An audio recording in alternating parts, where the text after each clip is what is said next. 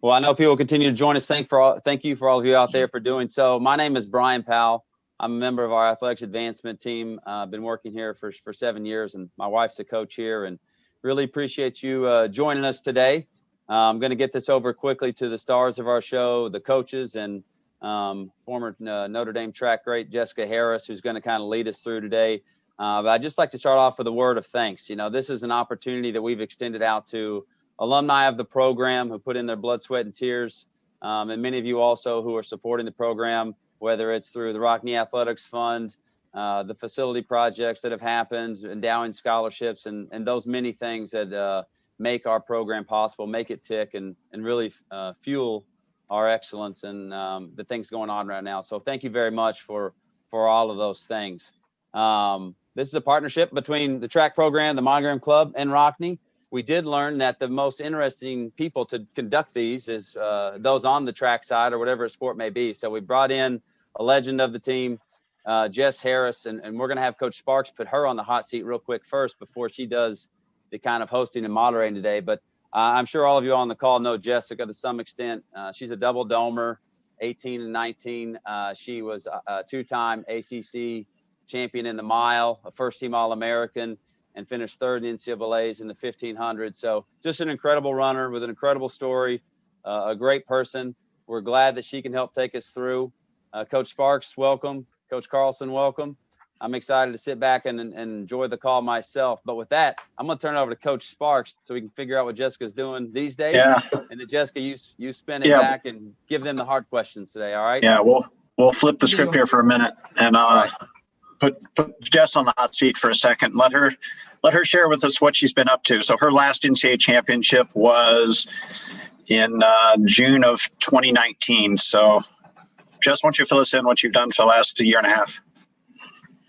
Yeah, so for the last year and a half, I've been a contracted athlete with Nike. But like Coach Sparks said, my last race was June of 19. And then I spent the summer visiting a couple different running groups. With professional running, most big brands have a professional group located in a big city somewhere. But at the end of my summer, I decided that actually staying in South Bend was going to be the way that I wanted to continue with my training through the trials, which were supposed to be this past June. So I elected to stay in South Bend on a Nike contract, and I've been training here. And I was able to get in a couple races at the end of the 2019 summer, and then this past indoor season, just a few, before all racing was canceled for the summer. But so for now, I'm still a contracted athlete, and I'm here in South Bend training. And what do you got coming up over the next 6 months or so? Over the next 6 months, a lot of new things are happening. I'm going to be getting married January 1st, and we are going to be moving to Cincinnati in January, and I'll be starting nursing school as well. I have an acceptance as of 2 weeks ago. And who's your fiance, and what's he doing right now? He's engaged to Jarrett Grace, and he was a football player here, and we met after our time ended at Notre Dame, actually. Well, after his time ended, I was still a student. And he just started medical school. So he's in his first semester of medical school at University of Kentucky. And he hopes to be an orthopedic surgeon at the end of this long, long road. So it's going to be an emotional time when Jess leaves town for myself, especially. We both arrived on campus within a week or two of each other when I started here in the summer of, I guess it was 14, and she arrived shortly thereafter. And so she's the last of the group that I kind of walked in the door with. And she's done a lot for me and Coach Carlson over the years. She started out under Coach Carlson's coaching umbrella as the middle distance coach, and then progressed up to be a miler and eventually a cross-country All-American. So she had a really unique skill set that she could run 2:03 for the 800, which would have made her an All-American in that event, all the way up to, by the time she was a graduate student, fifth-year senior, was a huge piece in our conference runner-up cross-country championship team and finished as an All-American spot.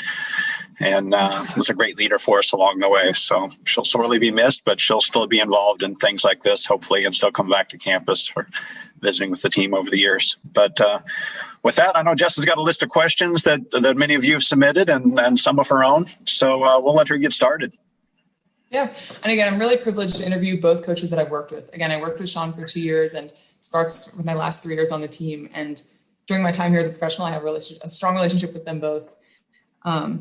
So I'm going to be asking today questions that you all have submitted. If you have any additional questions that come up, please, you can put them in the Q&A section and we'll address them as they pertain to the conversation and as we're able to. So I'm going to be asking today questions that you all have submitted. If you have any additional questions that come up, please, you can put them in the Q&A section and we'll address them as they pertain to the conversation and as we're able to. But first and foremost, I mean, the thing that everyone has been talking about the past couple of weeks was our successes at the end of October at the ACC Cross Country Championship.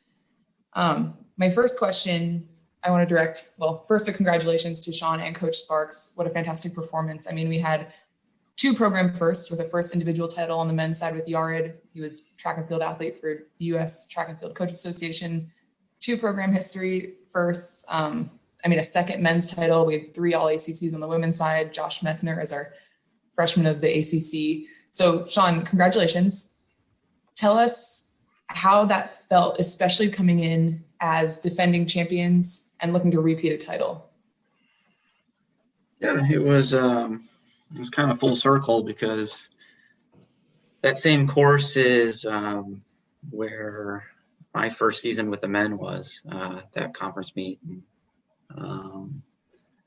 That wasn't quite as great of a result. So my first year with the men, we raced on that same course and we were 10th. And so fast forward a couple years later to win 2 out of the last 3 years is I just think what it solidified is that where we are is a consistent and sustainable place to be. And so I think that was more of the exciting part. I think I kind of knew coming in we were probably going to win, but it's just nice to start to have that be the expectation of when we go to the conference meet, we're trying to win. And I think we used it this fall as a gauge for where we kind of saw ourselves on a national landscape. So it was a fun day. Anytime you win, it's fun. Yeah. And I think you came out of that meet ranked 4th, correct? Yeah. With the prediction going into the championship season. And something I thought that might be interesting to dissect for all of our listeners here who have run cross country or who ran track, tell us a little bit about the scoring and how you go into a meet and you know that there are teams that you're going to be competitive with, how you tell your runners to approach athletes from those teams. Tell us how that works. Yeah. So, real simple. Cross country, you score 5 guys, and, if you're first, you get 1 point. If you're 50th, you get 50 points. And so lowest score wins. We, on the men's side, really try and take a team approach and a pack approach to kind of how we race.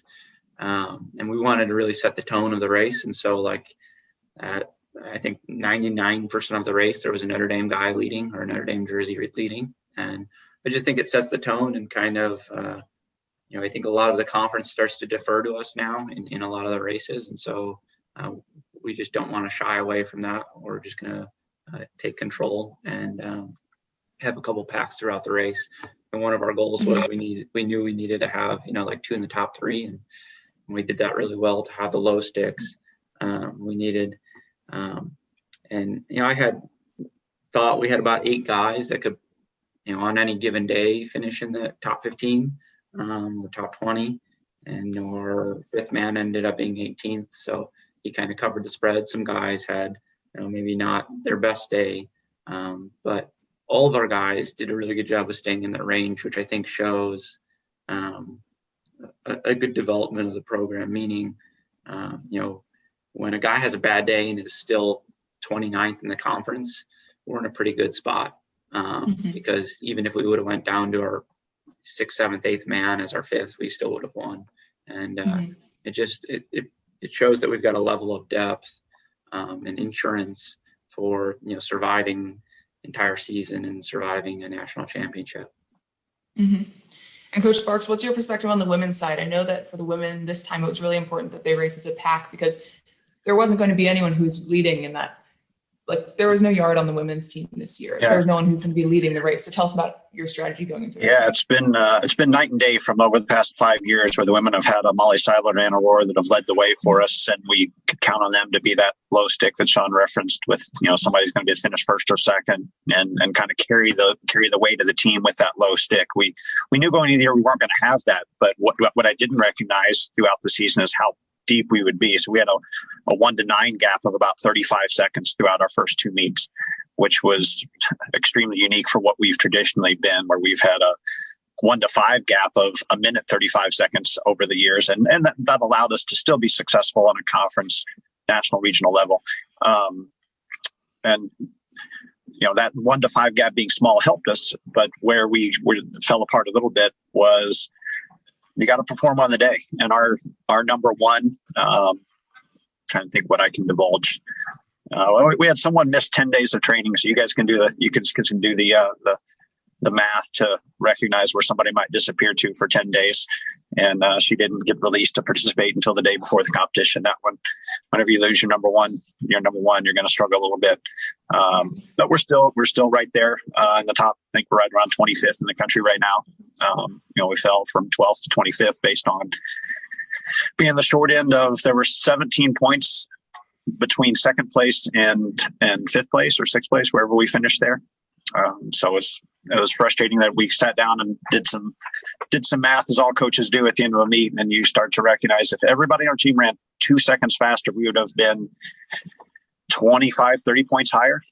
And it was I think it was good when we shared that with the girls on the team, because I think you guys were all athletes at one point, and you walk away, you reflect upon your competition, and you realize, like, and could I have done a little bit more? And usually you recognize I could have been a second or 2 or 5 seconds better, whatever your event might have been, or I could have jumped 2 inches further or thrown 6 inches further.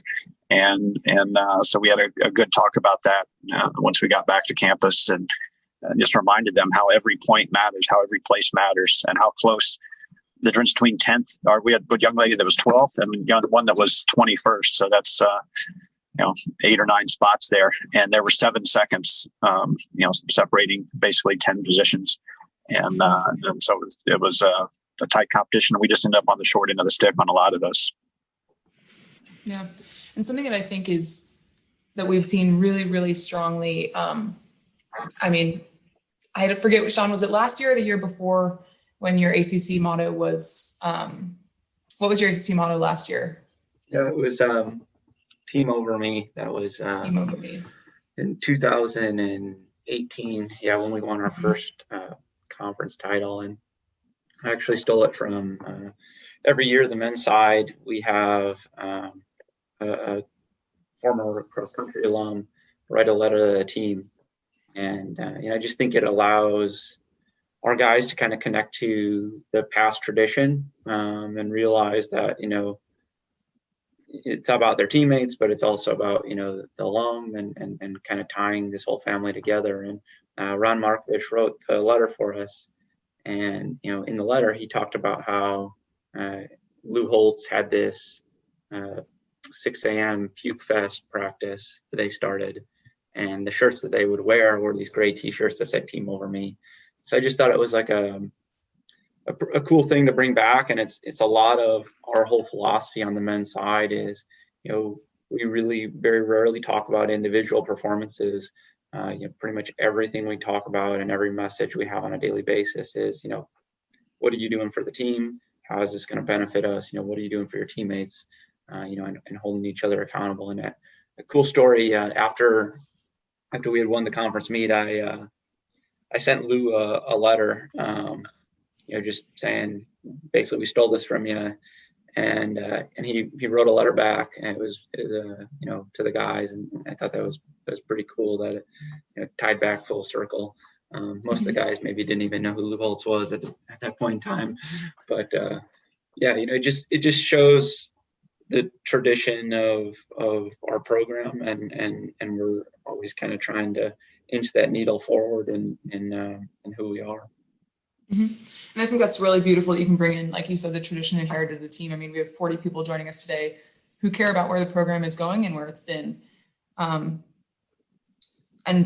just seeing the strong team culture come out of that is really, really incredible. And explain to me how building this culture works, because it doesn't just come a week before the championship. It's something that you start in June when you start base training. It's these ideas that you plant in your athletes' heads. It's culture and this idea of being on a team. Tell us how you build that mentality. Let me interrupt there and let Sean speak about something first. I want to toot Sean's horn for a minute, because he's not going to talk about where he started with things. And I'll give a little bit of evolution of the program of how we got to where we are today. And So when I got to the program in 2014, I was in charge of coaching the men and women, and Sean had been here for a couple of years coaching the 800-meter runners. And I coached all 50 of those athletes, and he was coaching his 15 or so middle distance runners when Jess fell into that umbrella. The women had some success. I think that last year that I coached both genders, I think the women were probably 8th in the country at that point, and the men were barely 8th in the region probably. And so we recognized, one, that Sean had a chance to move on and coach other places. And we also recognized, speaking with our sport administrators, that we need to do something to help the men be more successful. And I basically looked in the mirror and I can't coach both of these teams to be top 10 in the country. If I coach the men to make the national meet, the women might fade to be in the mid-20s or not qualify.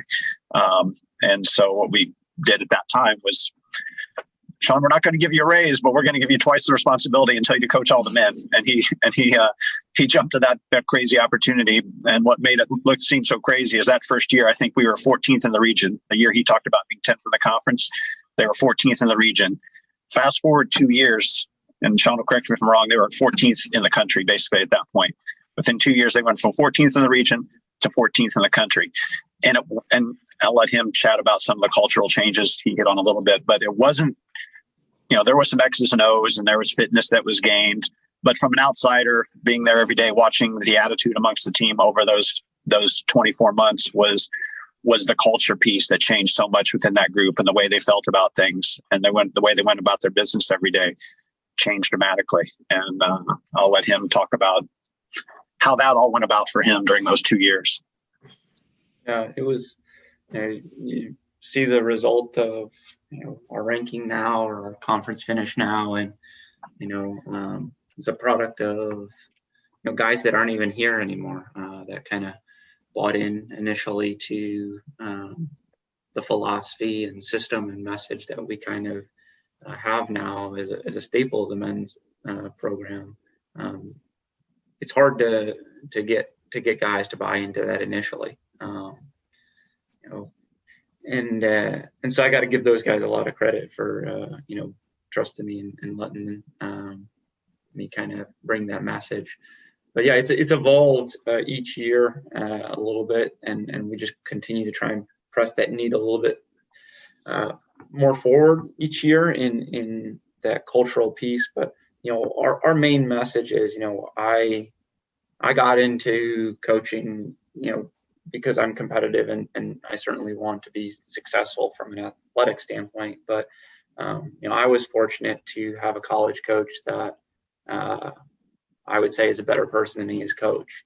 And, my philosophy on how we run our men's program is, we can teach you the characteristics and skills to be successful at running.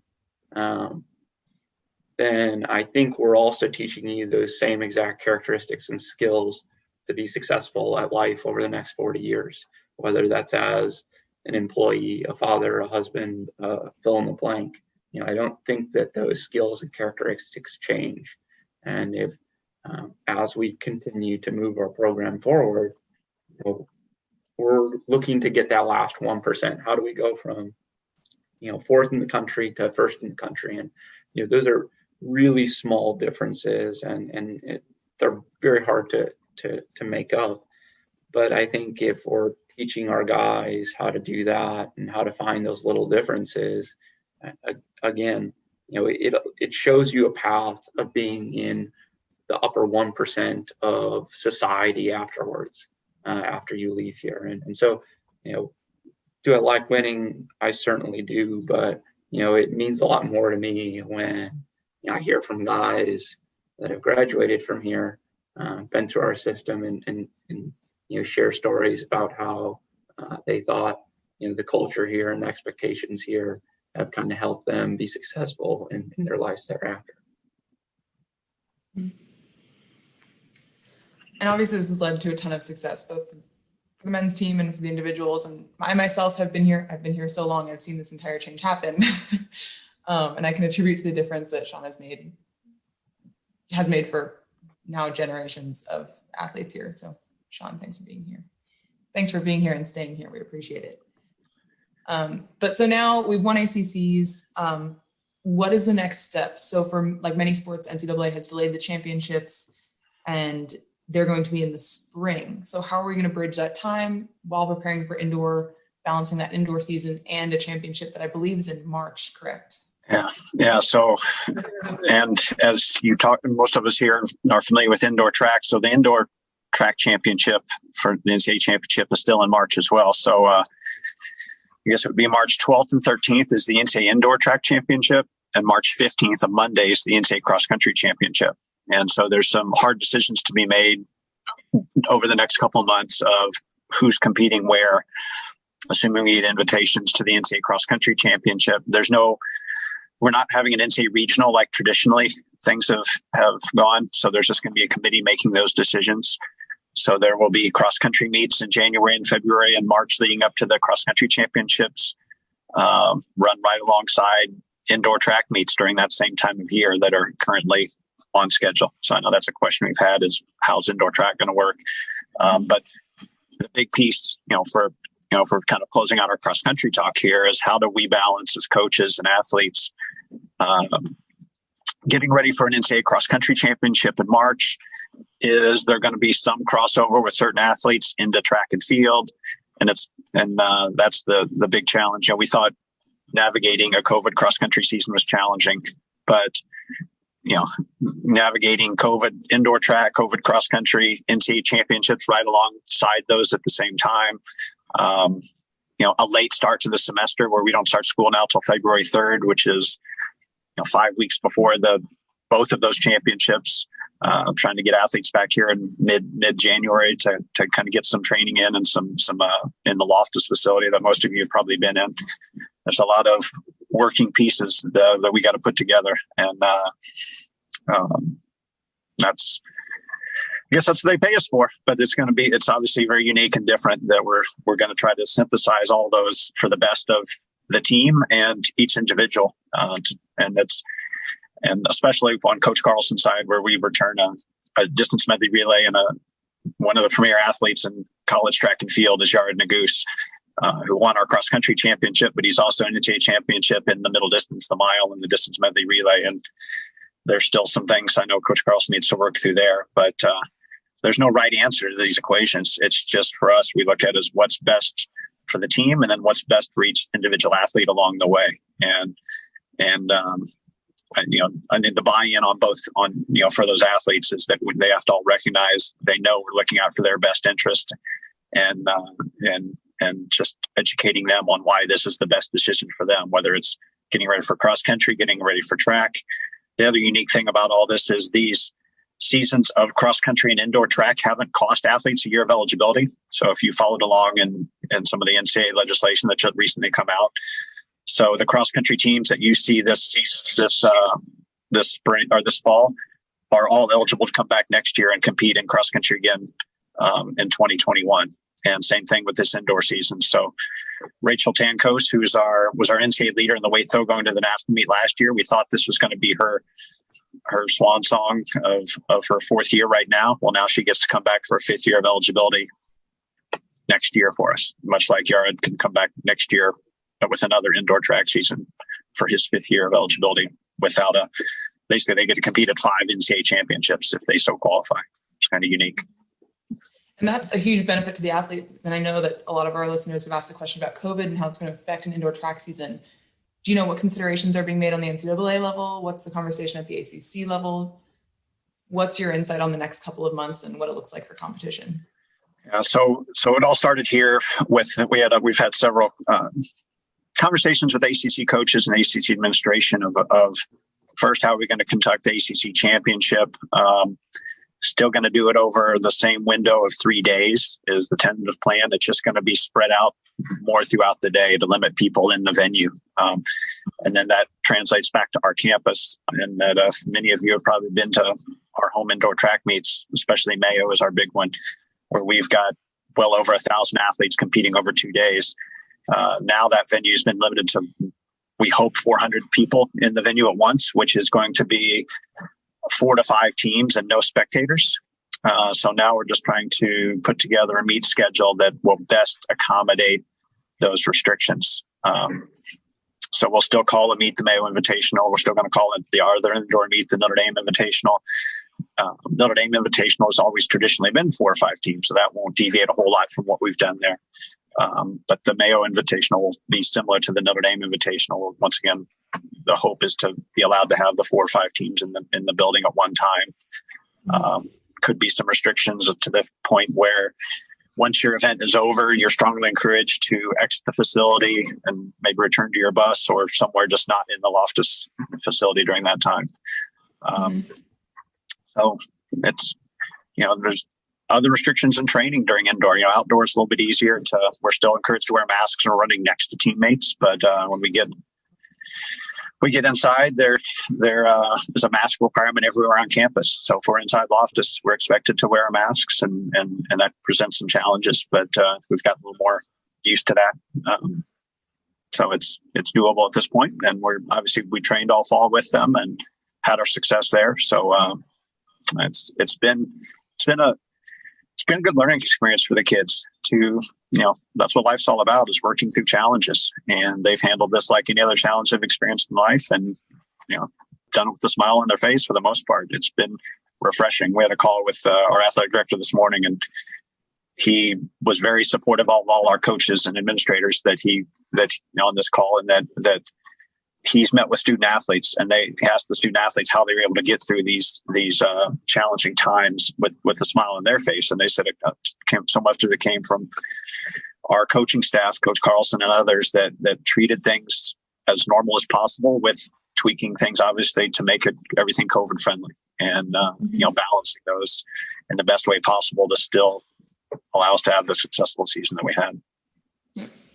And so coming off of this successful cross-country season where our distance athletes have had a chance to shine, now we move into an indoor track season where we can really see the whole track and field team on display. What are you most excited for, both Sparks and Coach Carlson? What are you most excited for this indoor and outdoor season?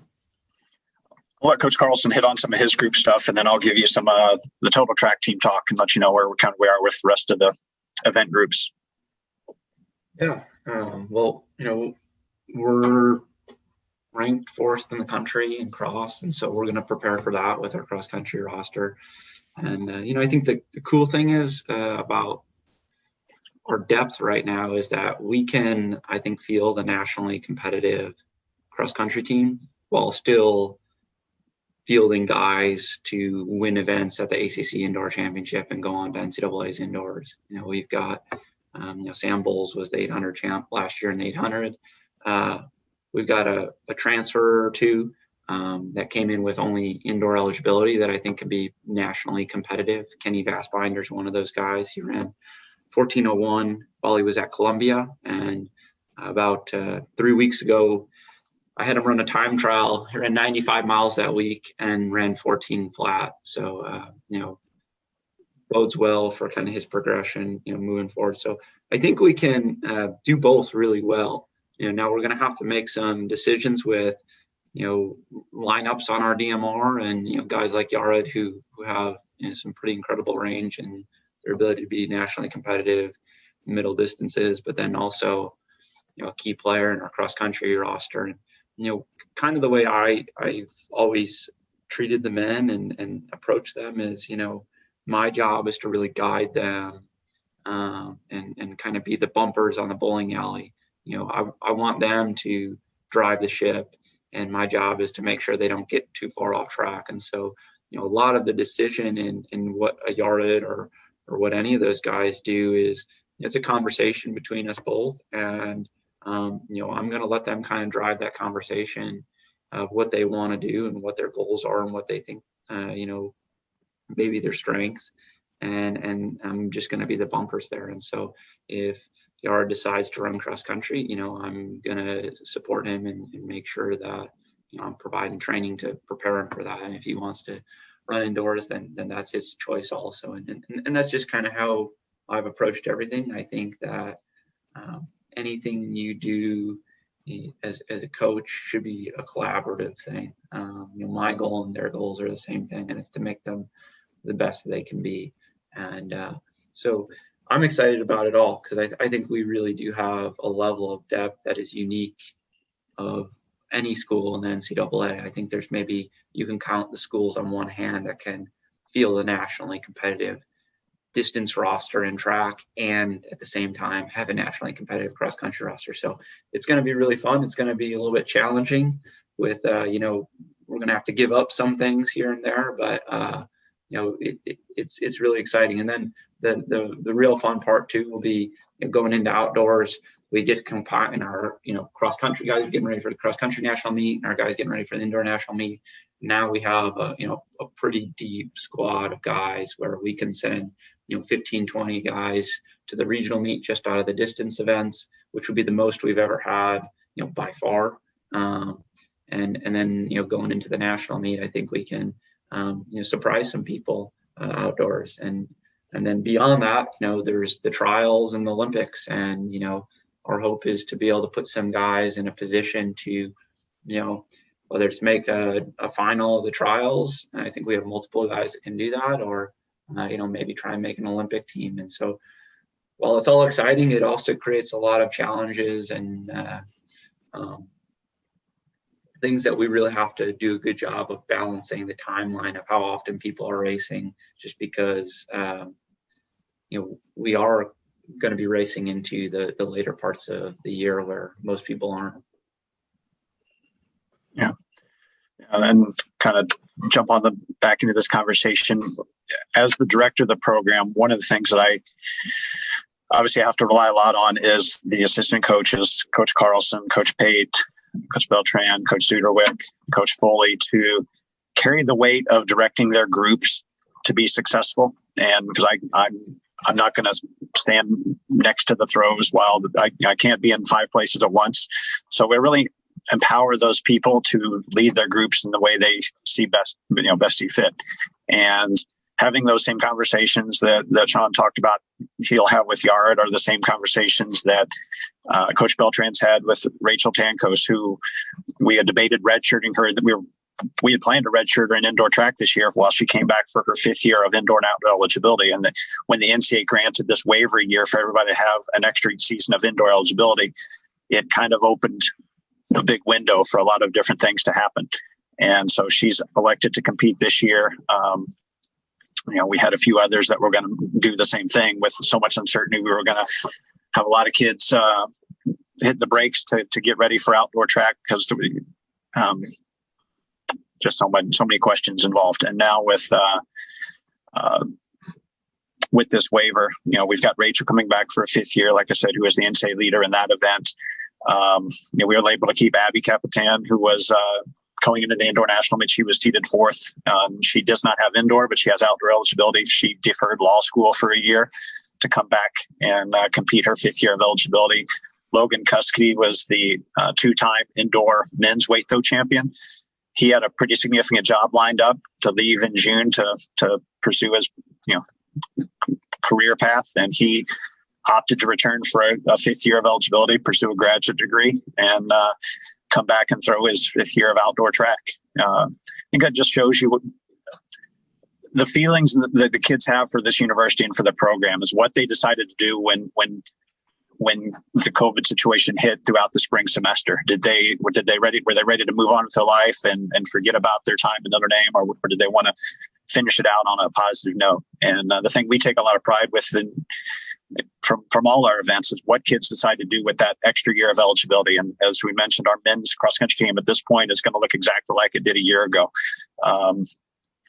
Similar theme with the women's side. The majority of those girls coming back for their 5th or 6th year of eligibility because they all feel like they still got unfinished business and room to improve. Jess here is a great example. She's been 6 years and she still knows it's the best place for her. So we mentioned the throws group and where they are with things. We picked up another grad transfer in the throws group from Wisconsin, pursuing his master's degree that we expect to be a score indoor and outdoor for us in the weight and the hammer. But a group that we needed to really invest in this past recruiting cycle, I hit a little bit on recruiting, was our jumps, sprints, and throws multi-events. The well kind of went dry there over the last year or two. But Coach Zuderwick especially, the big emphasis recruiting out of the class of 2020, so this year's freshman class, Coach Carlson can maybe talk here in a little bit about some of his new guys. But then, so he loaded up with 2 or 3 elite kids that, like I said, he'll mention. But then Coach Zuderwick signed the #1 heptathlete in the country. Jaden O'Brien is and looks better than we imagined. You'll see some results out of her. She's ready to run 54, 55 seconds for the 400 meters and long jump 20 feet and high jump 5'8" right now. So she's somebody to keep an eye on. Elana Brady is a freshman also. She was ranked as number 2 or 3 heptathlete in the country coming in as a freshman. And then Madison Schmidt's a 5'11" high jumper out of Minnesota to give us some more strength in the field events. And then we have a group of 300 hurdlers that we feel like will give us some real good depth when they'll translate to the 400 hurdles. We're going to really miss Summer Thorpe and Nia Sharp, who went 1-2 in the conference meet for us in the 60-meter hurdles last year. But we've filled in some depth there, and I think in the longer hurdles that will kind of compensate for that loss. On the men's side, in the field events, like I mentioned, where we've got Logan that opted to come back and a grad transfer, Jamar Manning.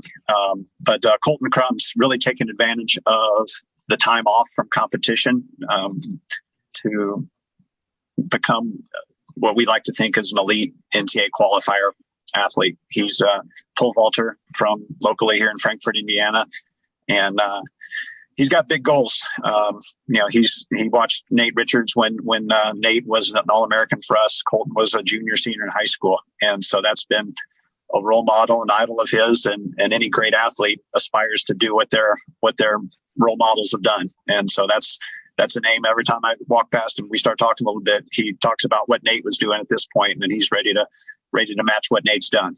So it's neat to see some of those guys have elite goals. But the one area we know we still need to work through is we need to find some sprinters in the 100 and 200 and 400. We do have a couple freshman women that run 55, 56 seconds in the women's 400, but we need to find some guys to give Coach Carlson some help in the distance medley relay. As you all know, there's a 400-meter leg of that, and we've got a few guys in there, but we can always get better. We need to get better in the 100, 200, and 400. So if you all have some friends out there, some neighbors in your towns that you want to push our direction, that have a 35 on the ACT. that's our big Achilles heel. You guys, a lot of you are alums. You know how hard this place can be academically. So a little easier for us to find a 410 miler or a 152 800 meter runner than it is to find a 47-second guy to get through the admissions process. That's Coach Carlson tells the stories, and he helped recruit the sprints here, how challenging that was to find certain events to get through the admissions process. And it's the biggest challenge in recruiting is in the short sprints and long jump and triple jump especially. So Coach Carlson, tell us about your freshman class of guys, and you can you mentioned a transfer you've got. We did pretty well, I thought, last year. I'm not sure what our exact ranking is, but if it wasn't #1, then somebody screwed up at their job. We signed the Foot Locker national champion and the guy who was runner-up to him at Foot Locker. So that was Josh Methner, who was ACC Freshman of the Year this fall.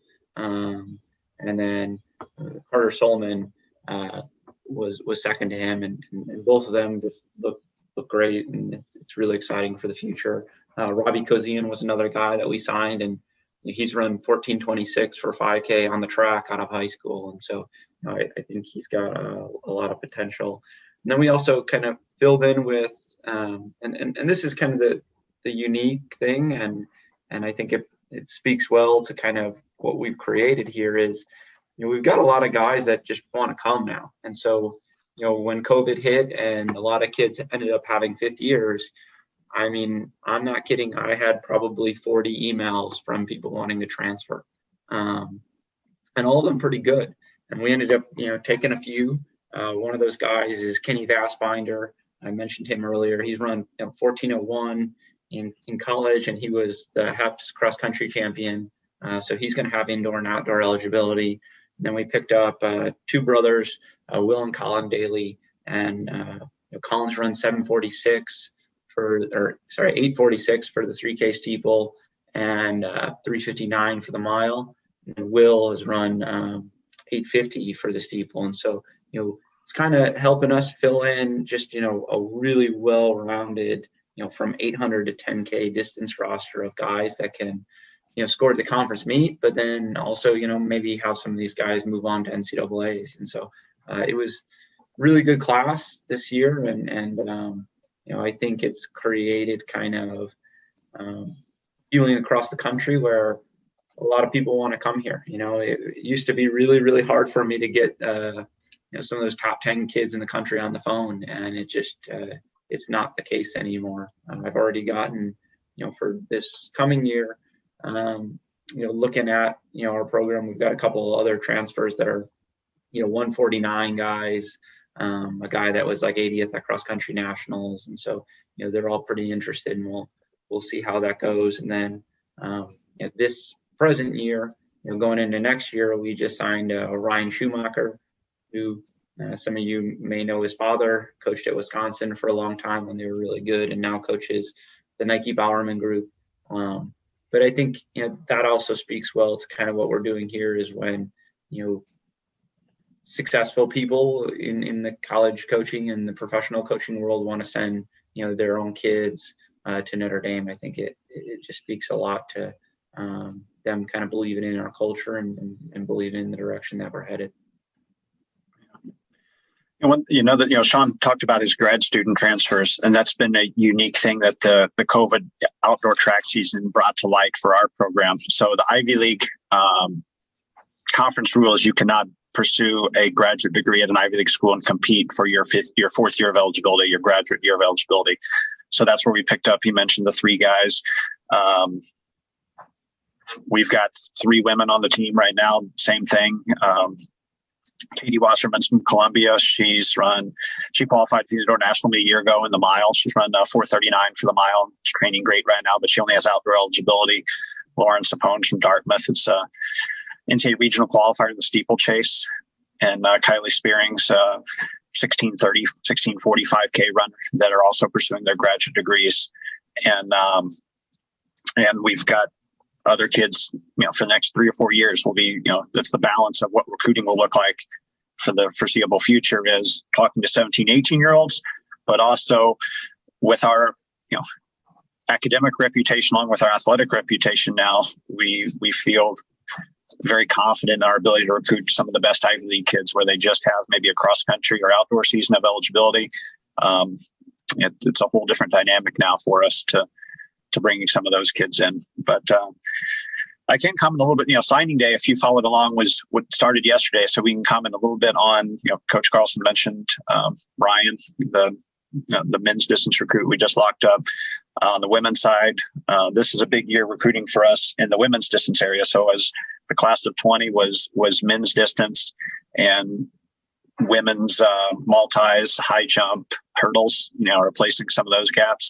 So this is a big year for the women's recruiting side. So we signed Kate Weiser from Connecticut. She's done 10:22 for 2 miles. She finished top 10 at the Foot Locker National Meet twice. She'll be a freshman.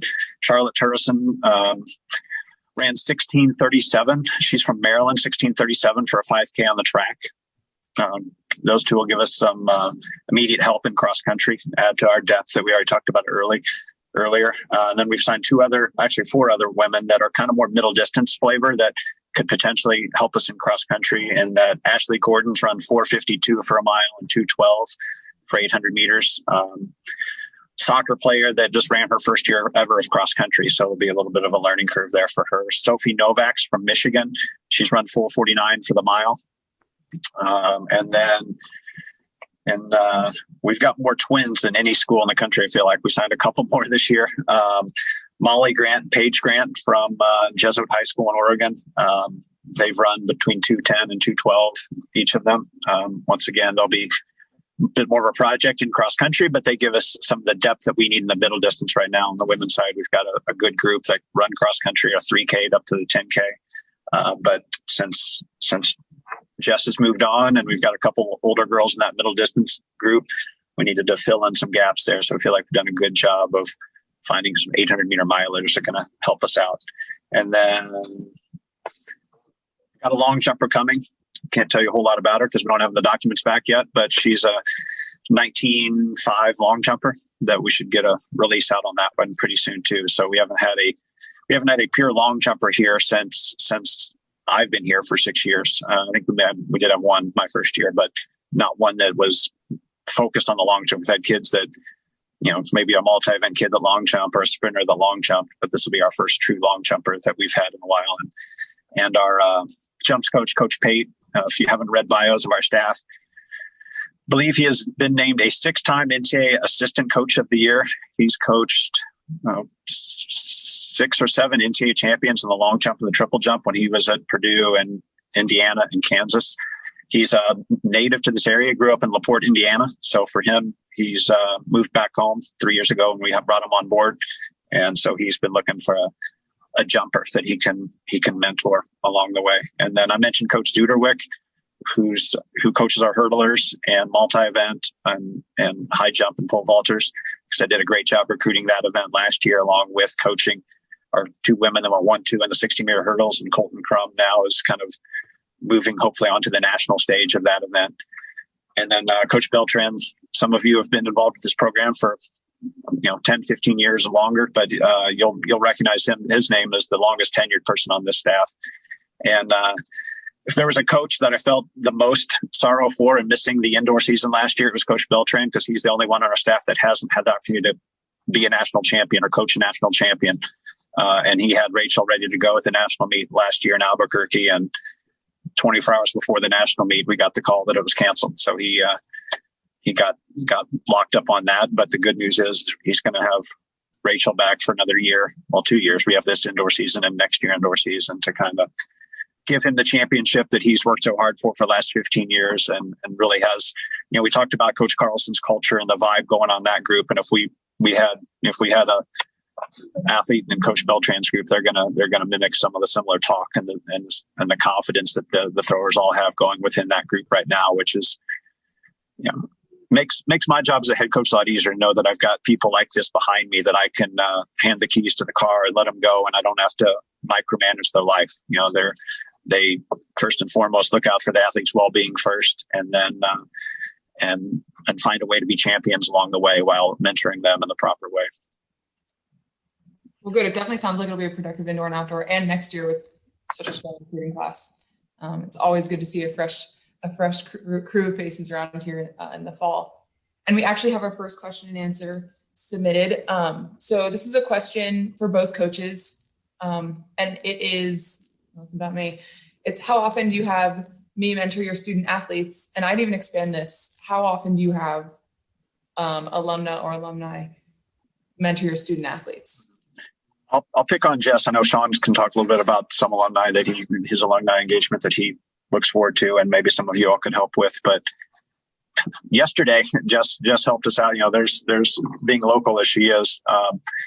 She has an exemption to come train with us on occasion. I know we've got some administrators here on this call, and that's what they push with us. She can come visit with us on occasion, which is, you can all define occasion, whatever that might be. But there's not a bigger presence when she comes in the locker room that I've had during my 6 years here, and we've had national champions come in the locker room. But the amount of respect that she commands, and you've got to interact here with her for the last hour, whether it's talk about running, but more times than not, it's talking about life skills. And it's one thing to hear it from a 47-year-old guy, but it resonates a lot more when you hear it from somebody that you can kind of see as a peer and what they're doing and how they conduct themselves and how they prepare for everything that they're doing. And so daily, Jess is involved with something that we're doing, whether it's coming here to help some things in the office, but more importantly, interacting with the kids within the program is, like I said, it'll be an emotional time. And those of you that know me, I get teary-eyed a lot. And I'm not going to talk too much about her because we'll have our teary. We already had a teary moment. She thought she was leaving in May and June, and she came back. She keeps coming back. I think this will be the permanent one when she leaves in December. But from a personal level, knowing that I've got her in my back pocket to help out whatever the situation might be. Like I said yesterday, I called on a big favor for her. Just recently, whether it's helping girls on the team or helping watch my kids. She's been indispensable since I walked on campus, and And so I'll let Coach Carlson talk about some of the alumni engagement that he's looked into, and then maybe some of you can facilitate, going forward. Yeah, I think one of the things that we really talk about on the men's side a lot is, especially with like some of the upperclassmen, how do you get them engaged with caring about who we recruit next? The freshmen that might not be there, while they're in school, and so we talk a lot about building a legacy in the program that it's able to, sustain success over time. And that's what really keeps our upperclassmen engaged. But I think it's the same concept in that with our alumni. I love talking to different alumni on the phone and kind of hearing their stories and telling them where we're at. And pretty much any time I talk to an alum on the phone, I come to practice with some new kind of talk. We usually have about a 30-minute talk at the beginning of practice every day, and that's hard time to fill. So you guys got insight and stuff for me that I can use there. I always I love being able to connect the past to the present, and some of the things that have made the program be able to sustain success over times, and some of the things that maybe were part of some of the dips that we've had. And so we always try and bring that back to our guys, and make sure that there is a legacy here. And I think it keeps our seniors engaged, it keeps our guys that are 2 years out of college engaged, it keeps our guys that are alumni of 50 years engaged, and it's a family, and we've got to continue to remember that everything that we're trying to accomplish is for the guys on the team, but for the respect and to try and hold up the legacy of what's been built here before. And so my phone is always on, my email. I love getting stuff back from alumni. It's definitely one of my favorite parts of the day. And I think that also, especially recent alumni and alumni, have just tremendous experience. Like I've been around this team and around this culture for 6 years. So when younger girls who, even if they're freshmen or sophomore now, when they come to me with questions, I'm really able to answer them with what I feel is 6 years of lived experience and a wealth of knowledge of, I've worked with different athletes, I've worked with 2 different coaches. So now, to respond to this question, the mentoring is really done through like the everyday runs that I do with girls, and things just happen where we're talking and we're chatting, and problems or questions come up. And it's being older and having the experience to be able to answer their questions and reference their problems. And very, very often I'll admit I'm giving them solutions that or like offering them advice that I've either heard from Coach Carlson or Coach Sparks. So I find myself echoing them very, very frequently. But again, it happens on the daily. And I think that especially we have a really strong connection with, at least what I experience with younger members of the team and older members of the team. So I still keep up with girls who are 2 years older than me and girls who are 2 years younger than me. And I know there are men on the team who do that as well now. But there's a second part to this question, and this one was actually addressed to me. And it was, what do you know now that you wish you knew as an undergrad competing in college? And how do you articulate these things in your interactions with the current student athletes? And I'll answer this one quickly because we have a few more questions to answer. But I wish that I would have had more confidence in the work that I had done and more confidence when I was racing. I think that it wasn't until I got older that I was really confident about the training that I'd done and my ability. And I could see this in my progression in cross country, where I really didn't perform my first 4 years. And then I had a great year my 5th year. And it was all mental. It was in looking at the work that I'd done and knowing that I could compete and committing to competing with my teammates.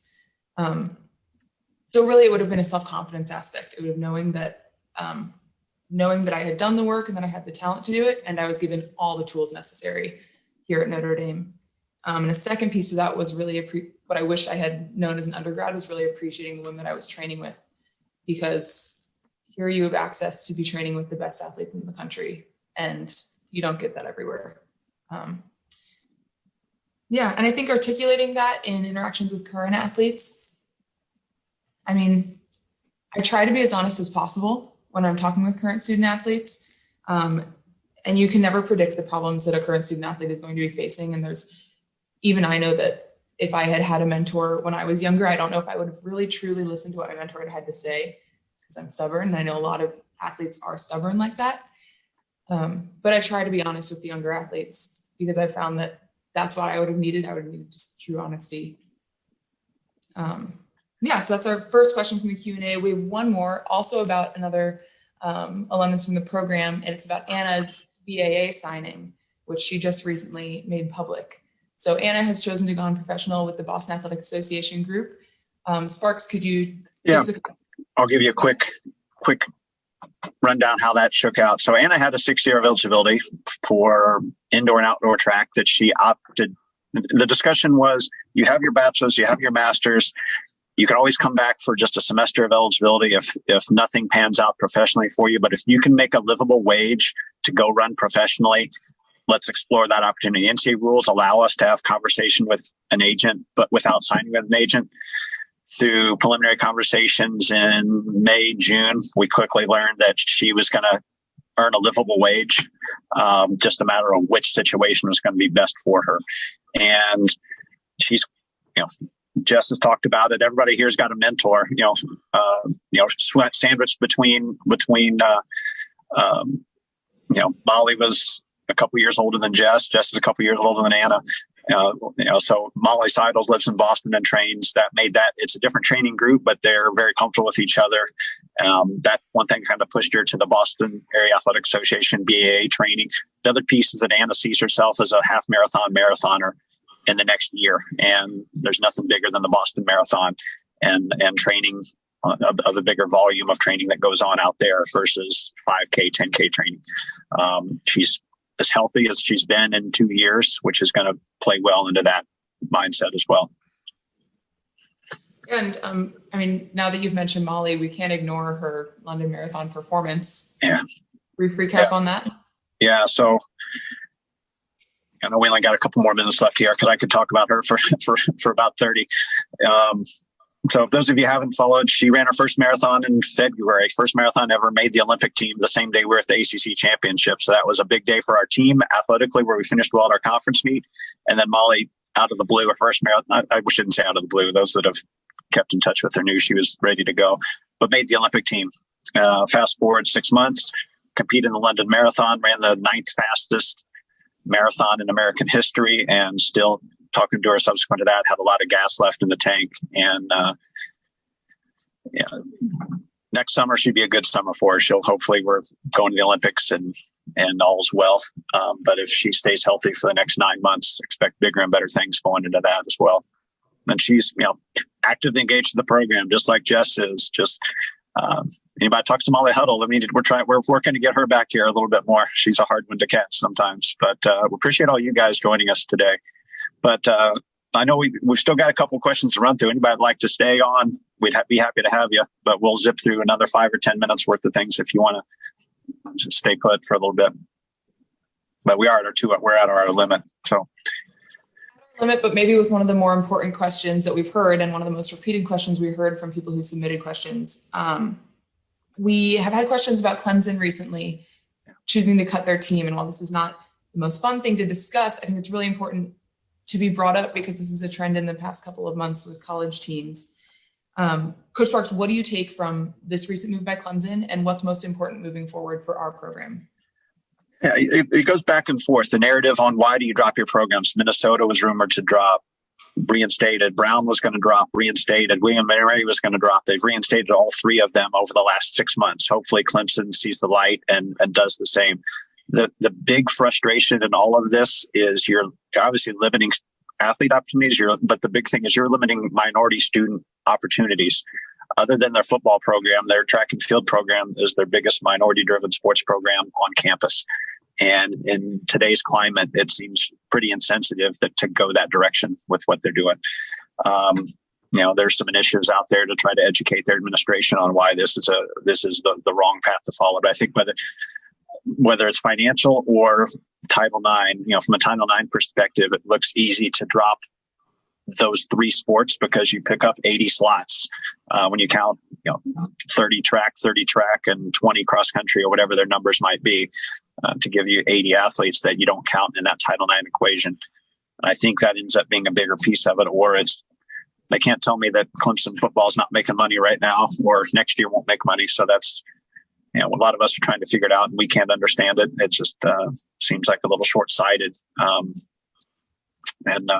the other side of this whole equation is I think we all need to have some dialogue with our administrators about what they would like to see out of our program. One initiative that we're going to move on to here is we're working to host more outdoor track meets on our facility so people can have more access to our team. We've got a brand new facility, and our outdoor track has, other than Kenny Vastbinder's really solid 5K, we haven't had a lot of big performances on that. So we're working to host an outdoor track meet in May this coming year to kind of highlight our program a little bit more, other than, we felt like we do host 4 or 5 indoor meets a year traditionally.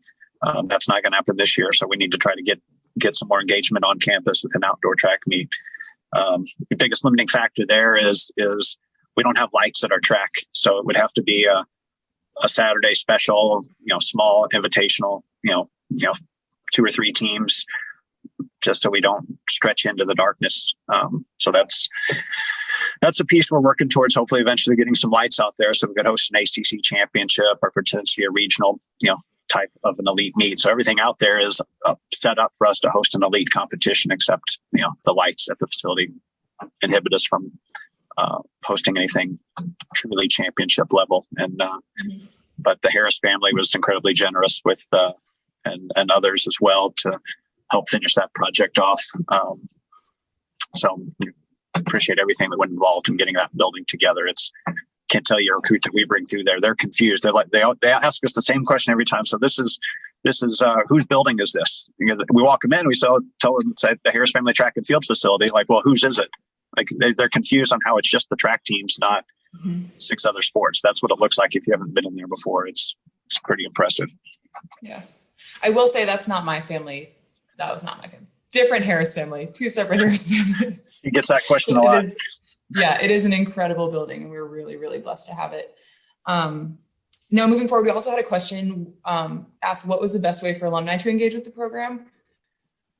Like Sean said, his email is always available. You can always email Coach Sparks. I don't know if that's the official answer, but yeah, we love to have alumni engaged. If you're not on our newsletter, email reaching out to you both. Yeah. If you're not on our newsletter, Cody Brosick, our director of operations, if you reach out to Sean or I, we can connect you with him there. That's a great way to keep in touch with what's happening weekly or bi-weekly. He puts that together. One thing we're working towards, look for an email in the coming weeks from myself or Kelly's parents might even be on this call right now, but working on alumni engagement directly with our program. Obviously, you asked about how to do that. So we're looking for, especially over the next 10 weeks, maybe setting up some mentorship opportunities when students are home, December, January. Things get a little sad that time of year when you especially feel like you should be at college training with your friends and teammates. Mentorship in a professional setting, like we got a lot of business majors on our team. We've got a lot of business majors probably on this call and that are our alums. Connecting you guys, whether it's just talking about professional development or maybe working through a potential internship for the summer of 21 or 22 or beyond. Just making more connections, because I do get some calls from some of you guys asking what you knew to help. That's probably the biggest thing right now that we could do is connect you with our young people that, as I mentioned, we've had kids that came back, opted out of jobs to come back for a 5th year of eligibility. And that's what precipitated this thought in my mind was when Logan Kuski told me he was turning down a pretty significant pay salary to come back here just to compete his 5th year. When his job told him they weren't going to hold that job for him, he still decided to come back. And it was hard for me to still encourage him to come back because, man, it's a good job. What are you going to do? And he's like, I don't know, but I want to spend 1 more year at Notre Dame. So I felt obligated to try to find something for him. And that's why Kelly Hart's helped me come up. And once again, Cody helps with everything here. If you haven't met Cody Brosick, you need to, because you have mentioned our coaches, but I haven't mentioned Cody enough. He does everything but coach and recruit, basically, is what he is as a director of operations. but he does the newsletter, and he'll help with some of this alumni engagement program that we're trying to set up. So that's a piece that we're looking for other alums to kind of get engaged, and especially females. That's the other piece that kind of drove me on this side a little bit. And that we mentioned, what does Jess help to mentor our young women on our team? But we're looking for women that have been involved in the program over the last 30 years since we started in the early mid 90s. We've got a lot of great men that step up to help out when asked, but we need to find some women that'll, that are, working in the professional world to help guide some women and show them how they got to where they are today. And I mean, those are all the questions we've received so far. Sparks, Cool. Sean, thank you for answering. I have really two fun questions. One is, these were your surprise ones. They're not too embarrassing. One is, they're very quick. What is your race day routine, if you have one? Do you have any superstitions? As coaches? Yes. I feel like this is directed towards me. I don't know. Sean doesn't do much other than put his Notre Dame hat on. I've got everything from my lucky Notre Dame my belt that I've got to wear, and I'm embarrassed to mention my next one. It's a big meet when you see Coach Sparks carrying a Mountain Dew Code Red around, and that's how you know it's the NCAA regional time or NCAA national time. When I've got my Mountain Dew Code Red, we're getting ready to qualify some people for nationals. Is when I break that beverage out. That's my big one. Yeah, that's what I was looking for. Coach, Sean, do you have anything? Coach Carlson. No, I know Coach Carlson's big tradition. It's to not sleep the night before, before the big meets. Good luck. Yeah, but I don't know. Do you have any, Sean? I not really.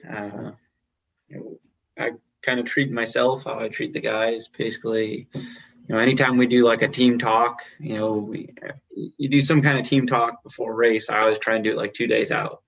So, I think about the race maybe 2 days out, and then the day before I just try and just live a normal life. Because at the end of the day, we've basically done everything to that point. There's not much I'm going to change. Okay. Yep. And last and final question, your favorite Under Armour running shoe so far? I'll start with there. First off, I'll speak for Coach Carlson. We're hoping for a few more because they've only got 3 or 4 that are solid running shoes right now. So it's sometimes hard for certain kids to find the best fit. For me, it's the Machina. Just come out in the last 6 months or so. I'm putting my 40 miles a week in that. It's kept me healthy and able to keep up with most of the girls on the team on our runs. Sean, what do you run? Are you keeping up with any of the guys these days? Yeah, I was not a great runner, and so I have very ugly form. So I need the stability shoes, and they have one stability shoe called the Guardian, and that's pretty much what I do all of my hobby jogging in right now. Basically, it's any of my running now is for aesthetics, not for actual fitness. Awesome. Excellent. And the Machina the Guardian does the job. Yeah. Coach, 40 miles a week, that probably puts you atop all of the ND coaches. So congratulations on that. There we go. Very confident about that. So good for you. Glad to hear it. I opened with a word of thanks to everybody who joined the call. I'll finish with just a word of thanks to you all as someone who, goes out and tries to take Notre Dame to people and bring back that piece of life to them. It's really great when you can do it on behalf of great people who are having amazing results. And that's how I always feel about you all over there. All my interactions with the student athletes, the coaching staff, I'm more than happy and excited and proud to go talk about you all and represent you. You make it really easy. So thank you for all that. Anyone on the call who wants to help connect with the mentoring stuff or has any other questions or anything that we can do for you, please just reach out. We're here for you. We want to help you. We appreciate you, all that you do for us. And thanks for carving out a little bit of time today to talk with us. And we have this recorded. We're going to send out the alumni base, but you'll have it as well. Make sure your friends and teammates and things get it in their hands so they can watch it and stay involved and excited about everything going on. So with that, that's all I have. Anybody, anything to close? All right. Go Irish. Go Irish. Everyone have a great day.